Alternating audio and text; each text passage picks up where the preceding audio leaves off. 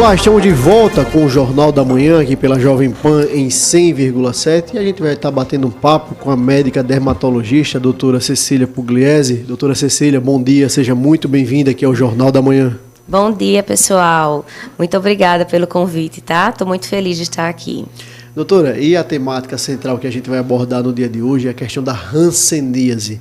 Muita gente tem muitas dúvidas sobre o que é a hanseníase, se ela é contagiosa. Explica um pouquinho para a gente, traz um pequeno resumo do que é a hanseníase, como ela pode ser contraída, por favor.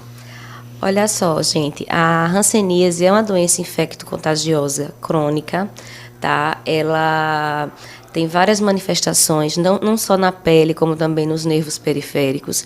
E o contato se dá de pessoa a pessoa, né? Um convívio prolongado com o doente que não está em tratamento pode realmente transmitir a doença. A hanseníase tem cura? Tem, mas quanto mais cedo o diagnóstico, mais você tem chances de não ficar com sequelas. Tá? Então, é importante a detecção precoce e, assim que detectar, tratar a pessoa infectada. Ô, doutora, e a hanseníase, ela tem algum sintoma? Ela é visível? Tipo, tem alguma mancha na pele? Como é essa questão da hanseníase para a população entender? Olha só, os sintomas mais frequentes são manchas ou esbranquiçadas ou avermelhadas que têm alteração da sensibilidade tanto térmica quanto tátil e dolorosa. Outra coisa importante, podem surgir nódulos que também são dolorosos e espessamento dos nervos periféricos, né? Principalmente mãos e pés, com alteração de sensibilidade também e sensação de formigamento. Tá? A hanseníase, quando a pessoa tem uma carga bacilar muito alta, que a gente fala, podem aparecer lesões também na face, nas orelhas, podem aparecer alterações em mucosas, sobretudo nos olhos, na mucosa conjuntival. Ô, doutora, a gente abriu a caixinha de perguntas lá no Instagram da Folha de Alagoas e quando disse que a senhora vinha aqui no programa, muitos questionamentos, e um deles é no aperto de mão, no cumprimentar no rosto, no beijo no rosto, no abraço. Essa hanseníase, ela pode ser contraída ou não? Não, o contato se dá com um convívio prolongado com o doente que não está tratado. Tá? Um contato prolongado nos últimos 5 anos, tá? Em uma pessoa que não está sendo tratada. Agora, você apertar a mão, você ter contato, isso não vai transmitir a hanseníase de forma alguma. É que existe até um estigma, né? Muito preconceito. Por isso que, às vezes, as pessoas não buscam os centros de saúde com medo de serem discriminadas. Mas, a partir do 15º dia, mais ou menos, de tratamento, o doente não transmite mais. Tá? O importante são aquelas pessoas que moram no mesmo ambiente e têm um convívio prolongado com ele. Mas um simples aperto de mão, um contato esporádico não vai transmitir a doença. Natália. Tem uns dados aqui que eu trouxe, doutora. No ano passado, Alagoas registrou um crescimento na identificação, João, dos casos de hanseníase. Mas aí, em 2019, entre 2019 e 2020, o total de casos diagnosticados, ele caiu de 27.864. É importante trazer esses números para a gente entender né, o cenário, a dimensão. De 27.864 casos para 17.979. Coincidentemente ou não, esse foi o período da pandemia. E aí, doutora, você acredita que o aumento dos casos de hanseníase aqui em Alagoas, do ano passado para cá e no Brasil como um todo, na verdade, podem ter a ver com essa subnotificação? Esses dados ficaram represados por conta da pandemia? Com certeza. E, para além da pandemia, o que pode ser também atribuído? A que pode ser atribuído também esse crescimento? Em 2023, o índice de pessoas contaminadas aumentou em 32%, mais ou menos. Mas isso foi por uma maior detecção, entendeu, dos casos, uma capacitação dos profissionais de saúde, né, e essa humanização, né, essa informação para os pacientes de que eles não vão ser recriminados, tudo isso contribui. O ano da pandemia, realmente, houve um decréscimo no ano de 2020 e tudo, por conta do subdiagnóstico, tá? Não foi uma coisa real, não foi uma coisa epidemiológica, foi uma coisa operacional, foi realmente decréscimo de notificação. Entendeu? E, doutora, a hanseníase, você acredita que pode ser considerado um problema de saúde pública? Com certeza, no Brasil e no mundo. E como o tratamento assim, na área pública, né? Como você vê o acesso da maioria da população para esse tratamento? Já que, como a senhora disse, tem tratamento, depois do 15º dia a pessoa já não transmite. Mas como o SUS, você sabe dizer se o SUS está preparado para receber essas pessoas? Muito bem preparado, tá? O tratamento é feito só pela via pública, é feito pelo SUS, tá? Tem profissionais bem capacitados. Essa área do serviço público realmente funciona muito bem. Tá? A pessoa pode fazer um tratamento de 1 ano, nos casos mais graves, e de 6 meses, nos casos mais leves. Uma coisa importante é, quando diagnosticar, né, um caso, avaliar a família. Isso também é importante. E em relação ao aumento do número de casos, a gente diagnosticou muitas pessoas com menos de 15 anos infectadas. Isso significa que elas estão convivendo em casa com algum doente que a gente chama bacilífero. Interessante. Você falou, Nicole, de estigma, né? Existe muito preconceito em torno dessa doença. Mas aí eu queria que a senhora confirmasse, tem um dado histórico também nisso, né? A hanseníase, Nicole, é considerada uma das doenças mais antigas da humanidade.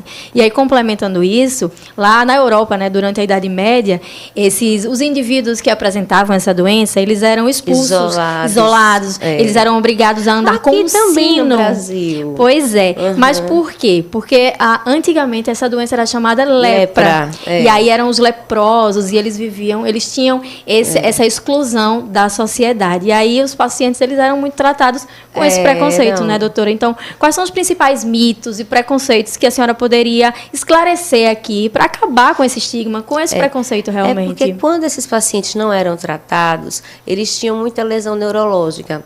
Então, ficavam com muitas deformidades, tá? Nos membros superiores, nos membros inferiores. Então, o pessoal achava que o dedo ia cair, entendeu? Isso tudo era reflexo que eles não tinham sensibilidade, traumatizavam as extremidades, e aquilo ali ia, como dizer assim, deformando a pessoa.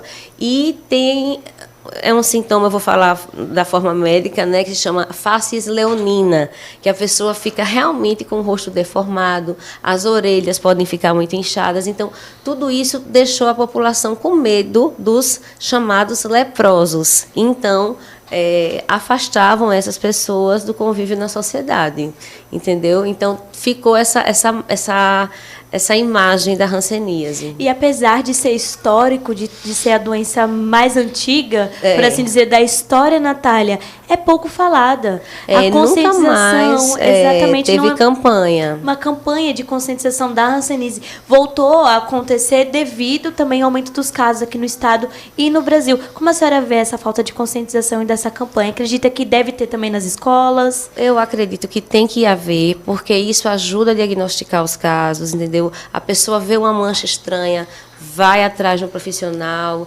para fazer o diagnóstico. Então, assim, faz muito tempo que não tem campanha contra a hanseníase. Assim, campanha de esclarecimento sobre os sintomas e os sinais da hanseníase. Isso daí é ruim, porque a pessoa vai convivendo com ela e quando vê já está com sequelas, entendeu? Doutora, existe vacina? Não. Infelizmente, ainda não se conseguiu fazer uma vacina contra a hanseníase. Infelizmente, não. Tanto tempo, né, Natália? 100 mil anos. Diz que o primeiro caso foi na África. Pois é. Existem sintomas que não aparecem? Existem. E aí isso acaba dificultando o diagnóstico, né, existem doutora? algumas pessoas têm manifestações apenas neurológicas. entendeu? Então, assim, não tem a mancha visível na pele. E isso dificulta o diagnóstico. Então, no caso, deveria ser, por exemplo, periodicamente procurar uma dermatologista para poder fazer os exames de rotina para aí identificar algo parecido? Isso. Ô, doutora, quais são os problemas neurológicos que a hanseníase pode acarretar?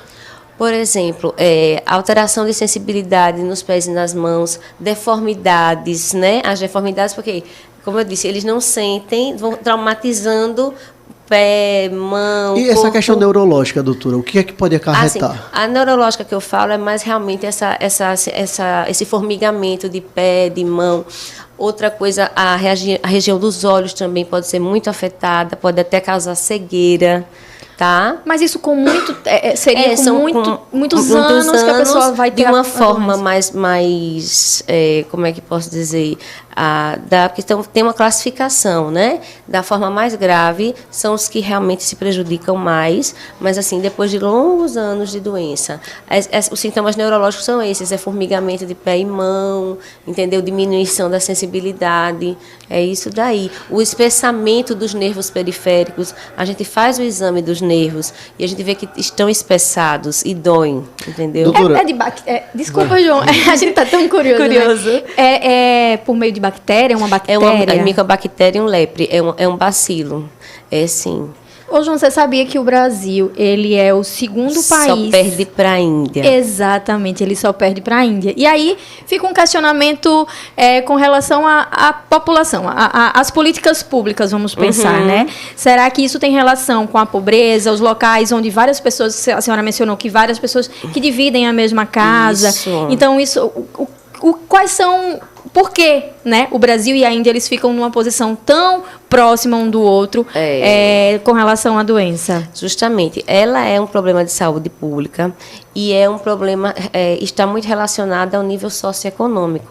A hanseníase é mais comum em pessoas mais humildes, entendeu? Que não têm acesso à educação, que não têm acesso à saúde, entendeu? E muitas pessoas agrupadas no mesmo lugar.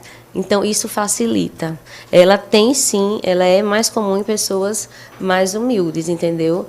Tanto é que, complementando, o aumento aqui em Alagoas não foi mais na capital, foi Maragogi, Palmeira dos Índios, Atalaia, Capela, esses municípios que foram mais afetados. Doutora Cecília, a gente recebe muitos questionamentos aqui na nossa rede e um deles é o seguinte: estou grávida, tenho hanseníase. O meu bebê pode ter hanseníase, pode contrair hanseníase? Não existe transmissão materno-fetal, tá? Mas quando o bebê nascer, tem que ter o cuidado, porque vai conviver próximo à mãe, né? E aí a gente tem que pesar o risco-benefício de fazer o tratamento dessa mãe, entendeu? Mas a transmissão materno-fetal, não. O tratamento ele é feito através de pomada, de medicamentos? São medicamentos. A pessoa vai todo mês receber uma droga, que é dada pela técnica de enfermagem ou pela enfermeira, e faz o tratamento em casa com outras medicações, entendeu? Mas é uma dose supervisionada e o restante do mês é o paciente que faz. Doutora Cecília Pugliese, quero agradecer demais a sua participação aqui no Jornal da Manhã. É um tema tão palpitante, essa questão da hanseníase, e um tema tão pouco discutido, né? Que deveria ser mais discutido pela nossa população, pelo poder público de modo geral.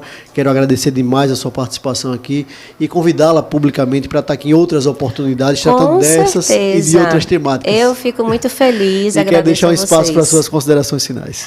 Sim. Olha só, eu quero muito falar a respeito dessa questão do estigma, do preconceito, e que as pessoas não se sintam assim reprimidas em procurar ajuda caso apresentem algum sintoma, entendeu? Que sejam familiares de pessoas com hanseníase, porque a hanseníase tem cura. Quanto mais cedo a gente diagnostica, melhor para o paciente, para a família desse paciente. A gente quebra a cadeia de transmissão e evita sequelas, tá? Muito obrigada, adorei estar aqui. Podem me chamar que eu venho com o maior prazer esclarecer as dúvidas. Doutora Cecília, mais uma vez, muito obrigado pela sua presença aqui no Jornal da Manhã, pela Jovem Jovem Pan em 100,7. Obrigado às minhas companheiras de bancada nesse sextou, nesse último dia de semana, nesse 1º de março. Último dia da semana e primeiro dia do mês. Que vem esse mês bem positivo pra gente. Obrigado, Nicole Melo, Natália Barros, nosso querido Bitoca, Cláudio Stone. Eita, o Cláudio Stone não, é o Bitoca. O Bitoca. A gente comentou, né, que o Cláudio Stone, ele entrou de férias, a gente tá indo saber onde ele anda. Maldivas. Dubai, Maldivas. Bahamas. Não sabemos. É isso aí. Obrigado a todos vocês, meu querido Mailson Franklin, nas ruas de Marcel, junto com o Geraldo Salgueiro. Obrigado a todos vocês e até segunda-feira, se Deus quiser. Tchau, tchau, ouvinte. Tchau, gente. Obrigada. Até segunda. Tchau. Você ouviu Jornal da Manhã, edição Maceió.